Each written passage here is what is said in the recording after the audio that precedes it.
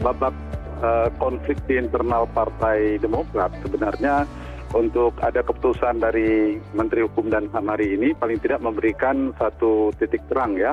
Yang paling ditunggu itu adalah soal legitimasi secara legal formal, secara hukum, dan sudah diumumkan oleh Menteri Hukum dan HAM hari ini, itu bisa dikatakan ditolak ya, yang diajukan oleh KLB Demokrat. Sehingga meskipun ini dalam konteks politik tidak bisa dikatakan selesai ya konflik di internal Partai Demokrat ini. Perdugaan saya akan tetap berlanjut, tetapi setidaknya meruncingnya itu tidak semakin tajam. Beda kalau kemudian misalnya hari ini Menteri Hukum dan HAM mengesahkan kepengurusan KLB versi Deli Serdang itu, kemudian itu akan mungkin dibawa ke pengadilan dan sebagainya, yang membedakan di sana. Tetapi saya kira langkah-langkah ini tidak sampai di sini. Saya menduga dari versi Pak Muldoko dari KLB tetap melakukan langkah-langkah hukum, bisa jadi akan melengkapi. Saya tidak tahu secara hukum seperti apa, apakah masih bisa mengajukan pengesahan lain terkait dengan legalitas dari pengurus DPD DPC. Tadi Menkumham sempat menyampaikan yang perlu dilengkapi.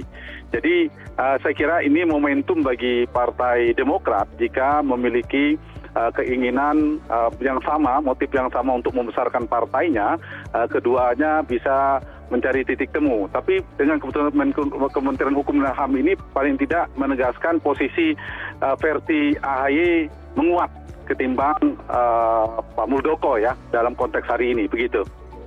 Ya, yang paling penting itu, karena secara itu kan pertarungan di legal formalnya. Jadi ada 3 yang akan tarung dalam dinamika politik itu. Satu, mereka akan bertarung dalam memperebutkan soal legalitas atau legitimasi hukum, legitimasi legal formalnya yang hari ini kita tunggu.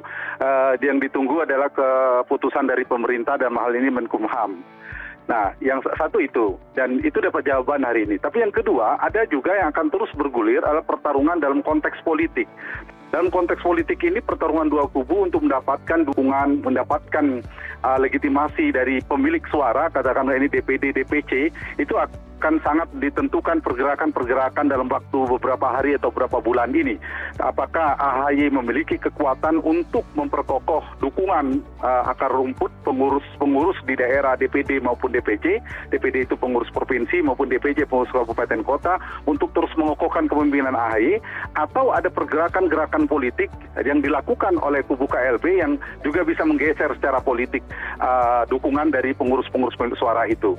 Yang ketiga adalah dalam konteks legitimasi publik ya, trust publik, dan itu terus akan bergulir. Kedua kubu saya membaca akan terus melakukan menggalang opini, pertarungan membangun opini, narasi politik dan sebagainya, itu akan terus bergulir. Jadi antara yang politik itu akan terus tarung, ada kemungkinan dengan keputusan Menkumham ini belum tentu akan berhenti, begitu juga di publik. Nah, yang secara hukumnya ini yang barangkali kalau saya membaca dari pihak Pak Muldoko mungkin akan berusaha melengkapi. Jadi kalau melihat peta jalan penyelesaian konflik dari dua kubu antara AHY dan Muldoko ini, kemungkinan mungkin akan terus berlanjut dalam konteks untuk upaya mencari dukungan legitimasi dalam tiga rute yang saya sampaikan tadi.